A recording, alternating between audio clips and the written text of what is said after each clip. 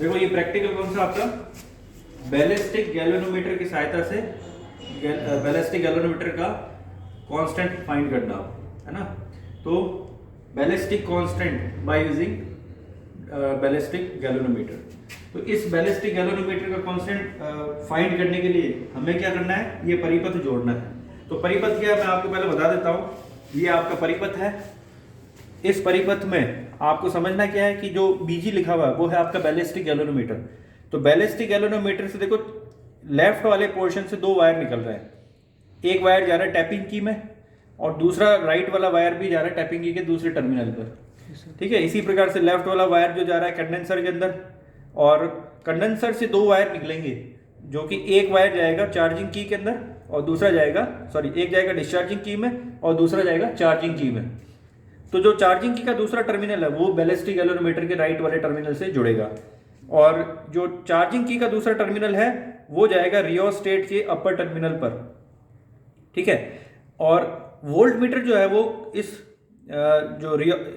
जो आपका कैपेसिटर है इसका पॉजिटिव वाला इससे जुड़ जाएगा, नेगेटिव वाला रियोस्टेट के अपर में जोड़ो या इस की के दूसरे टर्मिनल पे जोड़ो।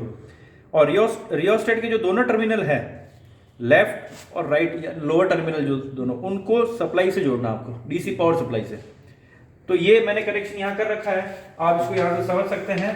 तो इसमें आप देखोगे ये आपका बैलिस्टिक गैल्वेनोमीटर है, इसको थोड़ा पास में लाके दिखा, ये बैलिस्टिक गैल्वेनोमीटर है। इसके लेफ्ट वाले टर्मिनल से हमने दो वायर निकाल रखे हैं और राइट वाले से भी दो वायर निकाल रखे हैं। तो लेफ्ट वाले वायर तो आ रहे हैं इसके अंदर, ये है आपका टैपिंग की, और जो दो वायर आ रहे हैं उसको मैंने जो आपको सर्किट डायग्राम दिखाया उसके अनुसार जोड़ रखा है। ये आपका कैपेसिटर बॉक्स है, कंडेंसर बॉक्स कहेंगे, ये आपकी डीसी पावर सप्लाई है, और ये आपका वोल्ट मीटर है, और ये आपका रियोस्टेट है।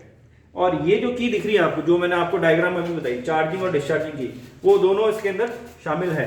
तो जब मैं इसको टच करूंगा तो नीचे टच होगी, बैटरी से ये कनेक्ट होगी, तो ये कैपेसिटर को क्या कर रही होगी, चार्ज कर रही होगी।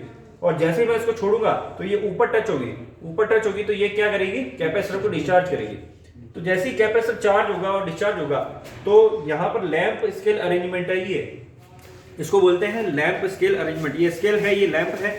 इस लैंप और इस बैलिस्टिक गैल्वेनोमीटर की बीच की जो डिस्टेंस है वो 1 मीटर होनी चाहिए। 1 मीटर इसलिए होनी चाहिए क्योंकि जब ये 1 मीटर होगी तो जो एंगल होगा वो एंगल तो डिग्री में आएगा।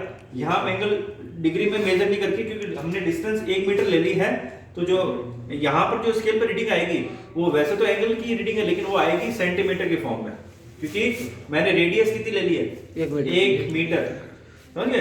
तो कनेक्शन जब पूरे हो जाए तो आपको क्या करना है, कैपेसिटर के अंदर कैपेसिटर बॉक्स को कोई वैल्यू सेट कर लो।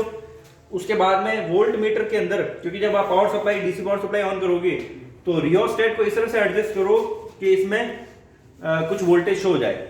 आपको ये जो वोल्टेज है वो इस तरह से शो करना है, इस तरह से सेट करना है कि जब मैं इस कैपेसिटर को चार्ज करके डिस्चार्ज करूं तो जो आपका जो डिफ्लेक्शन है, मैं इसको एक बार दिखा देता हूं। ये जो स्पॉट दिख रहा है आपको, ये स्पॉट जो है आपका इस स्केल से बाहर नहीं जाना चाहिए, इस स्केल के अंदर रहना चाहिए। इतना वोल्टेज आपको सेट करना है वोल्ट मीटर में, बात समझ आ रही है। तो ये जब आपका पूरा अरेंजमेंट हो जाएगा उसके बाद में आपका प्रैक्टिकल शुरू होता है। तो अब इसको कैसे शुरू करेंगे, तो मैं इसको आपको दिखा देता हूँ। मैंने अभी सी की कोई वैल्यू सेट कर रखी है, वोल्ट मीटर में रीडिंग सेट कर रखी है। आपका जब ये स्पॉट जो है, आपको करना क्या है, बैलिस्टिक गैल्वेनोमीटर में जो स्पॉट आपको ये जो लाइट के थ्रू रिफ्लेक्ट होकर दिख रहा है, ये रेस्ट में जब आएगा पूरा, जब ये पूरी तरह से रेस्ट में आ जाएगा ना, उसके बाद में आपको क्या करना है, चार्जिंग की को 10 सेकंड तक प्रेस करके रखना है। नोट कर लेना, हर बार अगर आप 10 सेकंड ले रहे हो तो 10 सेकंड टाइम आपको सेम रखना है। तो मैं इस चार्जिंग की को 10 सेकंड के लिए प्रेस करता हूँ। ये चीज जो मैं कर रहा हूँ ना, वो चार्जिंग की को 10 सेकंड प्रेस कर रहा हूँ, और जैसे ही मैं इसको छोड़ूंगा तो ये डिस्चार्ज होगा, कैपेसिटर ऊपर की तरफ टच होगा, डिस्चार्ज होगा, तो ये जो स्पॉट है ना ऑसिलेशन करेगा, ये राइट में जाएगा, फिर लेफ्ट में आएगा, फिर राइट में जाएगा, फिर लेफ्ट में आएगा, तो ये चलता रहेगा।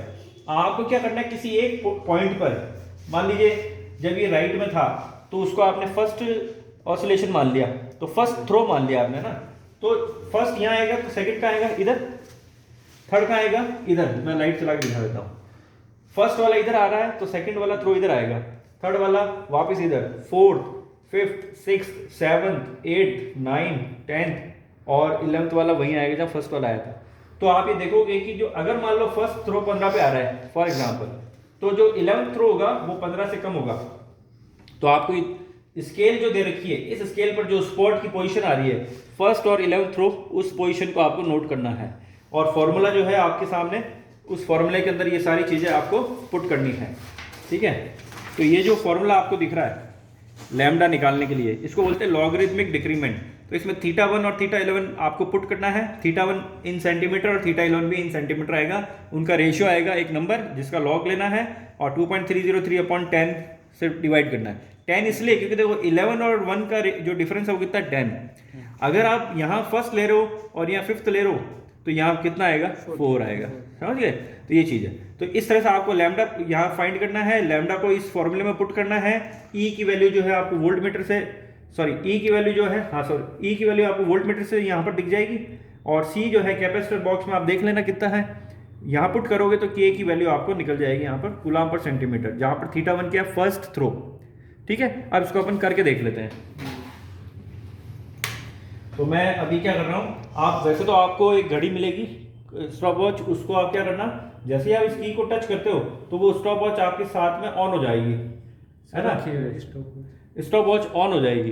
तो उस जैसे ही 10 सेकंड हो इसको रिलीज करना है, ये डिस्चार्ज होगा। तो जो पहला थ्रो आएगा उसको नोट कर लो और इसी प्रकार से ये चलता रहेगा और 11वां थ्रो आएगा उसको नोट कर लो, ठीक है।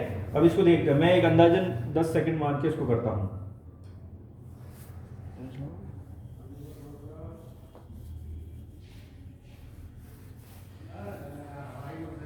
सेकंड हो गया। अब मैं इसको, ये डिस्चार्ज हुआ, ये पहला थ्रो आया आपका 20.2 और फिर दूसरा इधर जाएगा। वोल्टेज मैंने इस तरह से सेट किया कि ये स्पॉट जो है स्केल के बाहर नहीं जाएगा, समझ गए। तो आपको अब ये जैसे ये फर्स्ट यहाँ था, सेकंड यहाँ था, थर्ड, ये फोर्थ है, तो ये वापस इधर जाएगा, ये हो जाएगा आपका फिफ्थ, फिर इधर आएगा। इस तरह से आपको क्या करना है, फर्स्ट और 11th थ्रो को नोट करना है और ये प्रोसेस आपको बार बार करना है।